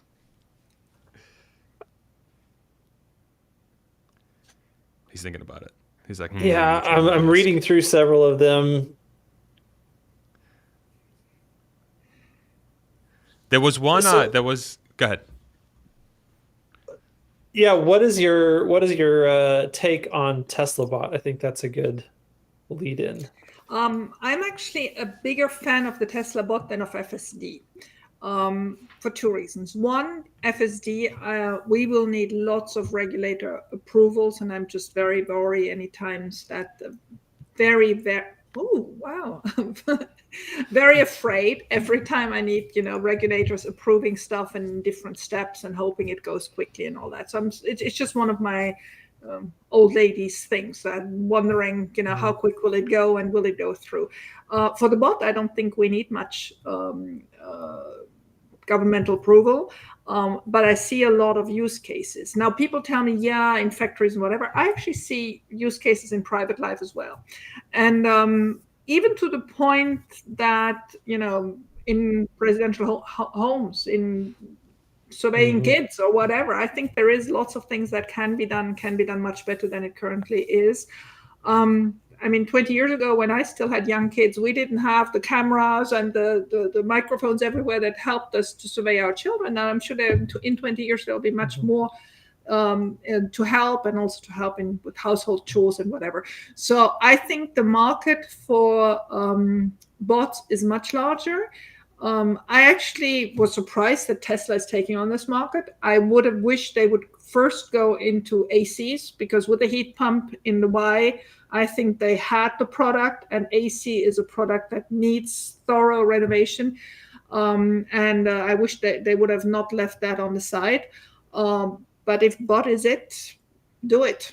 And I'm pleased that Tesla is diversifying away from cars. The broader they can go, the better it is. How long do you think it's going to take for the funds and, say, big money that's been around for a long time, what needs to happen for them to jump on this story? Because it seems like they're so slow. They're too slow. And the problem is, not only are they slow, but they will be disgusted with subjects like ESG, right? Because what you have to understand is funds it's not their own money. It's people putting their money there, right? Institutional investors, it's not their money. These are pension funds that they have to manage. So they are the most worried about having to tick all the boxes and respected all the rules. So if suddenly there is a new ESG role, they have to do the ESG role. So being proactive. I'm sure all three of us had this moment, now we want to invest in Tesla, and we do it. Or we have this moment, now we want to buy a Tesla car, and now we do it. And maybe in a couple of years we have this moment, oh, now we want to buy a Tesla bot. That's not how these people react. These people have to fill out sheets when they want to consider a new investment, and then they get guidelines between this and that percentage they can do it, and if it's not, it has to go in committee and whatever. So for them to convince their hierarchy how wonderful Tesla is, lots of other things have to be coming out from the general public and from rating agencies and from the press and from whatever to help them carry it up. Now, it will suddenly be in the S&P 500. Yeah, they will buy their share, and they will go 0.5% higher or 0.5% lower, and they can quantify and justify that. But for them to take an active position of investing more, there is also, why do I follow the 6 funds I follow? Because those are the 6 funds that have an active management. Most of the ETFs out there are just passively, blindly following indices. We've talked about who makes the indices, shenanigans going on there. So the part of brain power put in there is very, very small. Then you have the hedge funds. The hedge funds, they have anything in mind, but not buying Tesla. That's not their goal, right? So if you take the few actively positioned players, it's actually us retail investors that are by far the biggest lot that keep on pushing Tesla share price up. Got it. That's helpful to know. Hans, any additional color there by any chance? Who are, in your opinion, like the best fund managers that are out there, not necessarily that you would invest in, but just who are the sharpest people that you should really watch their analysis and maybe watch their trades? That's a good question. I mean, it's really funny because I know he's quite controversial in the Tesla, but I follow Gary very closely. I don't agree with him on all things, and sometimes I give him quite a hard time when I don't agree on them.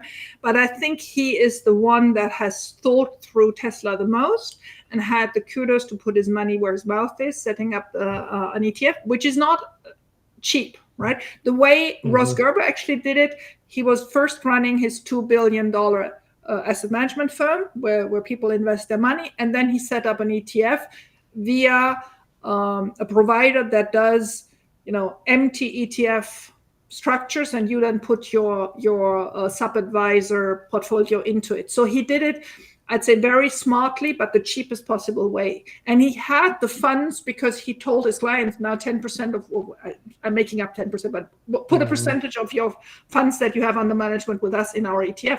Gary didn't have that luxury. Gary has to build it up, which is much harder to do. And so I think he is one of the rare that put his own money where his heart is. Sometimes gets overly annoyed with Elon or overly annoyed with the noise and everything. But I listen to him a lot in the Tesla field.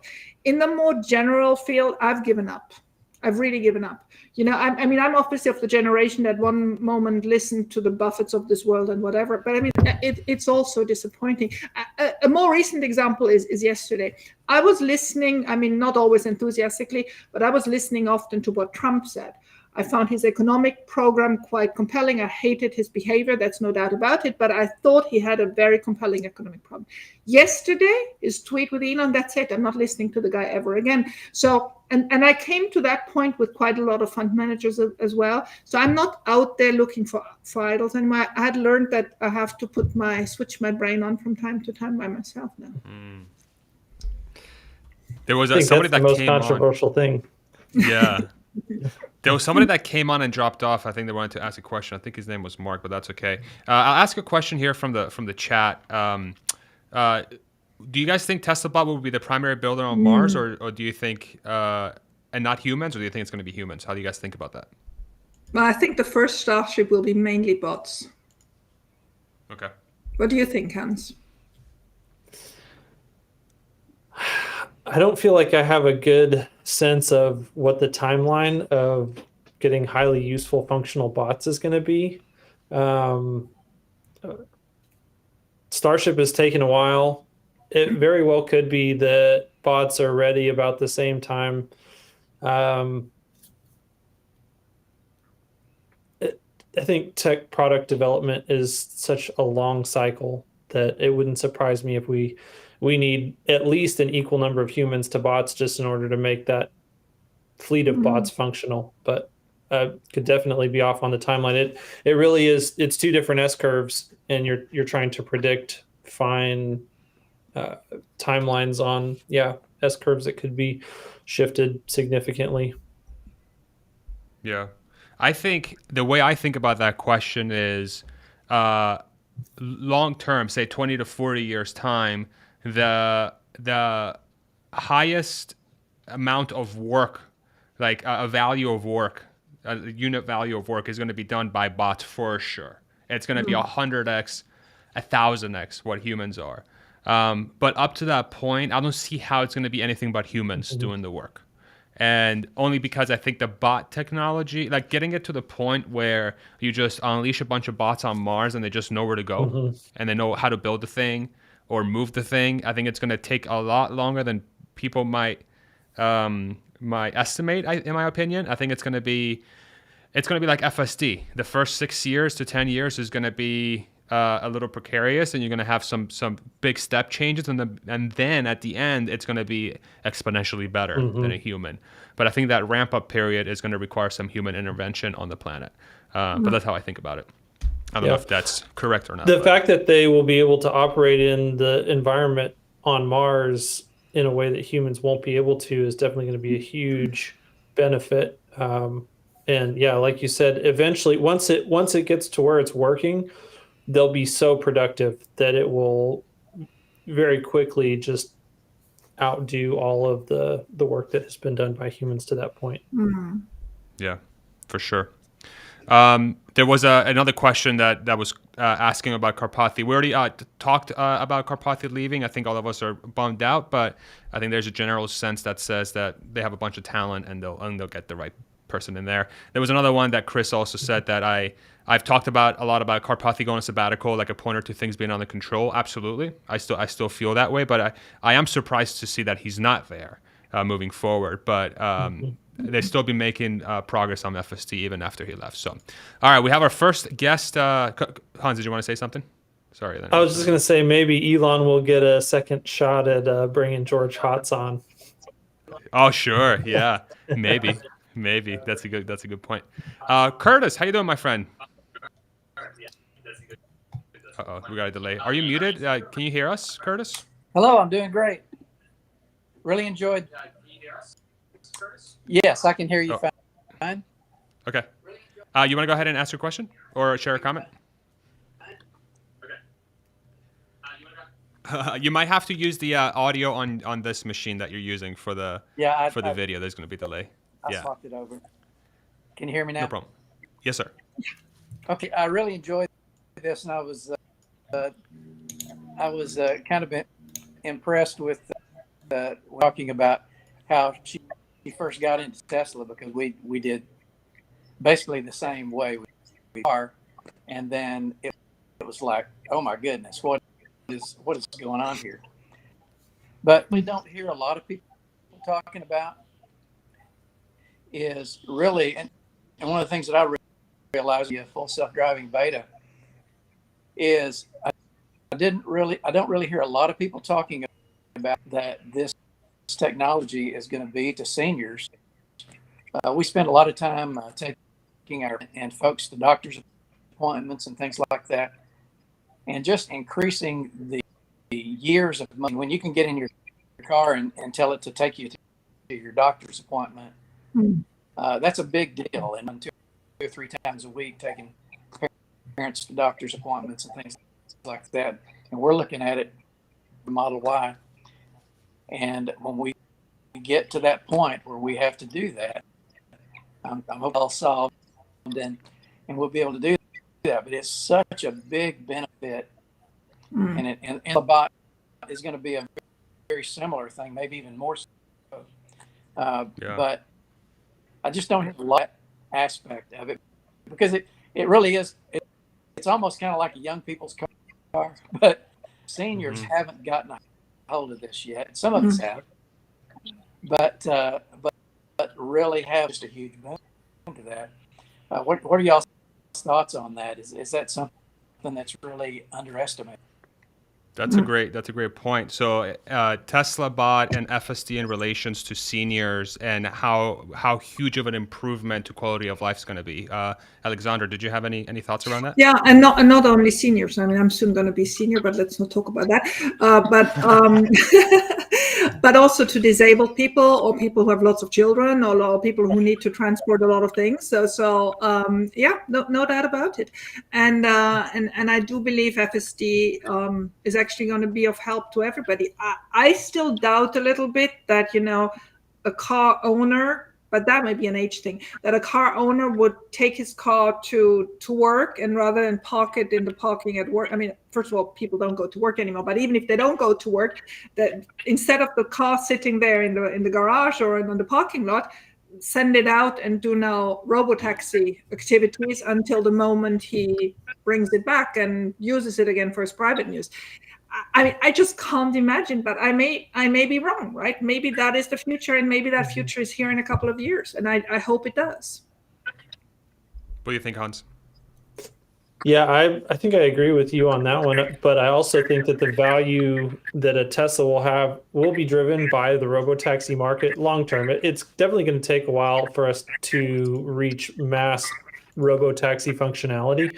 But when that is a thing, then I think that the primary owners of Teslas will end up being fleet owners, and they'll be willing to pay so much for them that people will have a hard time personally justifying continuing to own them, instead of just selling them to the fleet provider and then renting them on an as needed basis, except for, more specialized use cases and people who are much more affluent. Awesome. Thank you, gang. Thank you, Curtis. Appreciate you coming on. Appreciate your question, man. Take it easy. Thank All right, we got our next person here, Ishan, who's also part of the Patreon community. How you doing, my friend? I'm doing great. How are you guys doing? Great, great. Question, comment, go for it. All right. So I did have a thought on the Monte Carlo discussion, but I think we can park it for later once we cycle through all the questions. I want to ask about something, Alexandra, that you said. Today's like the younger population, the 25 to 30 folks today. Who all the fund managers are chasing, and they absolutely want an ESG rating on any fund that they want to invest in. My hypothesis is that the people with more to save or more money to put into such funds are also, I would say, the more intelligent half of the bunch. And my hypothesis is that they would probably understand that hey, this is a fund, it's ESG rated, but hey, all the good companies that are doing the best in the world are not in it, and ExxonMobil is the highest allocation, and it doesn't make sense. I would also hypothesize that they actually listen to. Well, I'm sure a lot of people do listen to you, but also a lot of others who are sharing the same thought. So at some point, right, the money, I believe, will sort of either not go in or will start moving out of these funds. So again, it's there's also. I mean, I hope you're right. I hope you're right. No doubt about it. I just wonder because so many people are just doing passively what they're told to do. Then also you have to understand in America, it's often the employer that determines a first basket of what they can do. And so depending what's available, that's what they do. And if they see ESG somewhere, I just wonder if lots of people do the research necessary and will have an educated opinion. And the other thing is, I don't think the press will give people like me, and I'm not talking about me in person, but people that want to educate on ESG and how it should go back to its roots and then address the whole thing differently, segregated or whatever. My solution is actually really to address it in the three different subjects and really make the questions particular to there and not try to do social governance questions all over the place. So, but again, I just don't hear anybody else coming through in the press. I mean, I'm very grateful for Farzad to give me the opinion to talk about it again, but there hasn't been much reaction to my first two videos. When the first video came out, I understand it was long and I felt I really needed to educate. The second one was shorter. I don't think there were 500 people who watched it. Yeah. So I don't think it's a subject that's passionate. I mean, I'm passionate about it, sure, but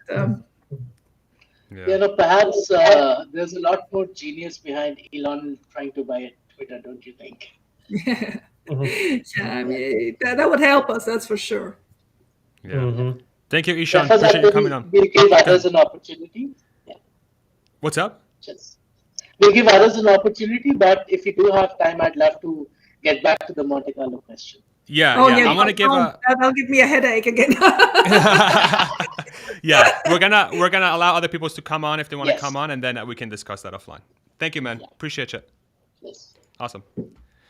There was a comment I want to read off here around Karpathy, because it seems to be a big topic in the comments. Karpathy leaving Tesla shows Elon lost faith in current FSD approach. Gary was right again. Karpathy leaving means FSD is in a horrible state. I don't know if horrible is the right word to use there. I don't know. I think it's more to do with the fact that maybe they have who they need in house already to get what they need done, and like what was mentioned before, maybe Karpathy's specific expertise around vision is maybe not as needed, and perhaps there's other talent in the company that can help move that tech forward, but I could be 100% wrong. I could be 100% wrong. Go ahead, Hans. Whether this is correct or not, this is exactly what the media coverage is going to say about it, though. Or there's going to be a lot of media coverage that says this. So I think we just need to be prepared for that. But anyone who's been following Tesla for long enough knows that. this is just going to be a blip for a couple of days. But I mean, maybe there is a turn in strategy on FSC, which could be a good thing. Maybe they need some new input into it. Maybe also, I mean, it could also be that just Karpathy is done with it. Like you said earlier, there are chapters in a life. Then he said, well, give me a 4 months break. Let me think it through, and came back and said, you know what, I can't anymore. And that's it. That's human. And I mean, it survived the last 4 months. I didn't hear that anything stopped the last 4 months. So I guess they've already solutions in place and things are happening. Yep. Yeah. Somebody said, Farzad, have Karpathy on the show and find out. You guys want to help me do that? You want to hit him on Twitter and say, come on Farzad's show? I would love that. And then we can all ask Please him break all kinds all your of questions. NDAs. Yes. Yes. Andre, go ahead. Say everything you ever wanted to say that you can't say anymore. The club of the ex-Tesla employees. Yeah. Everybody, let's get sued. Let's go for it. The latest improvements show how much and how far it has come. This is in relation to FSD, sort of a rebuttal to the Karpathy comment. There was another question around legacy car that I want to propose. So as legacy car builders go under, is there a way to change the mindset perception of the whole industry so that Tesla would no longer be a competitor, but rather an enabler for the fledgling factories? Does that ring with anybody? I mean, I have a theory that I had for a while. I do believe we will end up in a couple of years with car makers making the exterior of the cars. I mean, you do know obviously that currently the legacy car makers, they assemble. They don't construct anything. They just have suppliers, like I said, with the example of Volkswagen, 40,000 suppliers, bringing them, trying to squeeze the prices on every little thing, taking them 3 years to come up with a new car, because exactly that, they have to coordinate with all these suppliers to make sure it happens. I don't think it is very far from them, the idea to think that the software in the car is made by Tesla. Right, the same way that you currently have in a lot of tech products, chipped by Intel or whatever. The same way, that they just say we can't do it. Volkswagen is trying it. They're having the most problems ever. They're employing 5,000 developers, throwing out 3,000 again, employing 5,000 other ones. I mean, it just doesn't work. And it doesn't work like that, that's for sure. That's already foreseeable.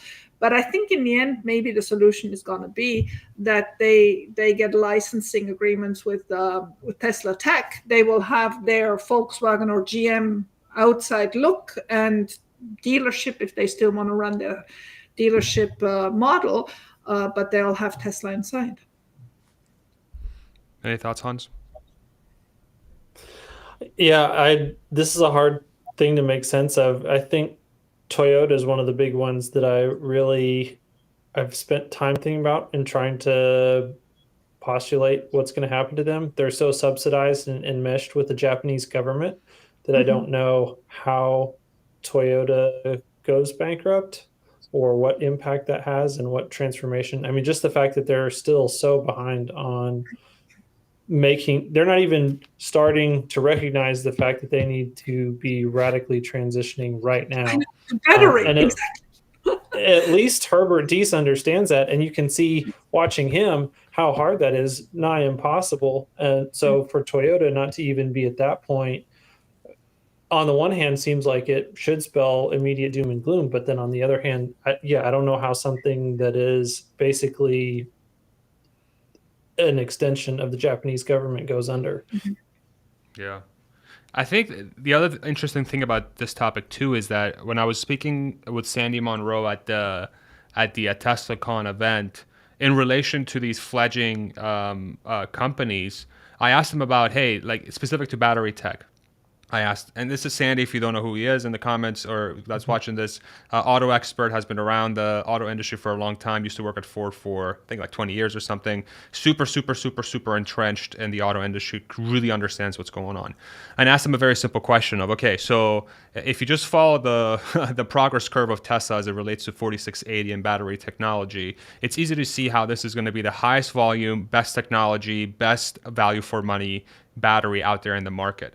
At what point once Tesla reaches massive amounts of scale where they have technically, surplus supply that they're able to sell to these manufacturers, at what point Ford, GM, and others have to sit down in the boardroom and say, we need to make a decision here around cost. Just start buying batteries from Tesla because they have the best value for dollar, and we know it's going to work. It's going to be the best one in the market.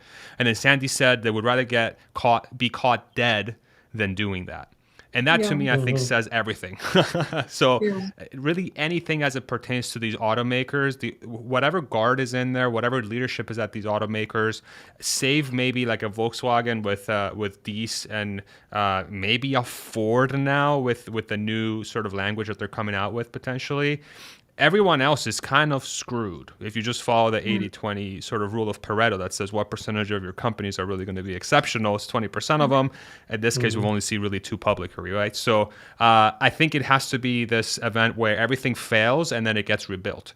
Or everything fails and then new players come in, And to your point, the current structure in place won't do it. The problem also is they don't change the structure in place, right? I mean, I can still not overcome why they kept Mary Barra after all the problems with, what was it called? The guy who let the trucks run down the hill. Yeah, Nicola, thank you. Because she led. And it matters. Exactly. She led the truck. But there you go. So you see what I mean? I mean, if you come back and you said, oh, well, we didn't do due diligence, yet we were on CNBS promoting this and explaining to everybody how wonderful this is, and then you go back to your board meeting and nobody has the guts to tell this lady that this is it. This should be the moment to leave. And she doesn't. I don't see any hope. When will they get rid of her? When will they put in place people that understand the times have changed and that they will have to do? There's nothing, just nothing. Yeah. Such a weird time that we're living in. All right, we have just a few minutes left until we hit the 2-hour mark. I think I'm going to call that a hard cut here because we've been at it for a while, and all of us are probably feeling great right now. Thank you both very much for joining us. Thank you, everybody who's been watching. Any last thoughts, Alexandra, before we call it a day here? It's been a pleasure, Faz, at any time. I mean, you're just the best host ever. Making us all feel comfortable. Thank you for not sharing those questions before. I'll think about that next time. You're welcome. I will keep everything away. Yeah, well, I'll think twice next time. So thank you, Hans. Your questions were very, very, very good. Same for Rodman. Sorry, I had to leave early. Thank you for everybody listening. I don't know why in the world somebody would listen to me for 2 hours, but I'm very happy you all did. Thank you for spending the time with us today. We definitely really enjoyed it, and you're very knowledgeable. And you've brought a lot of value to the Tesla community overall. So we really appreciate you. Thank you. Appreciate that. Thank you. And then for everybody listening and in the comment section, where can we find you in socials and everywhere else? Okay, so on Twitter, it's Tesla Boomer Mama, and my little YouTube channel is called Tesla Boomer Mama now as well. Awesome. So Tesla Boomer Mama, go find it, check it out. A lot of great information. And thank you so much again. Thank you both for joining us. Thank you, Rodman, who's not on right now, but thank you, Rodman, for joining us before. Thank you all who came on to ask questions. And I saw a comment. Actually, I'm going to read this before we go offline. Farzad looks so nervous after Karpathy news. Brother, remember Elon said we should be optimistic about future. I'm not nervous. It's just like it's a little bit off field, but yeah, I'm not nervous about it. But I appreciate the comment. That's so funny. Thank you both. Thanks again, and we'll see everybody else later. Thank you all. Take it easy. Bye, Father. Thank you, everybody. Bye-bye.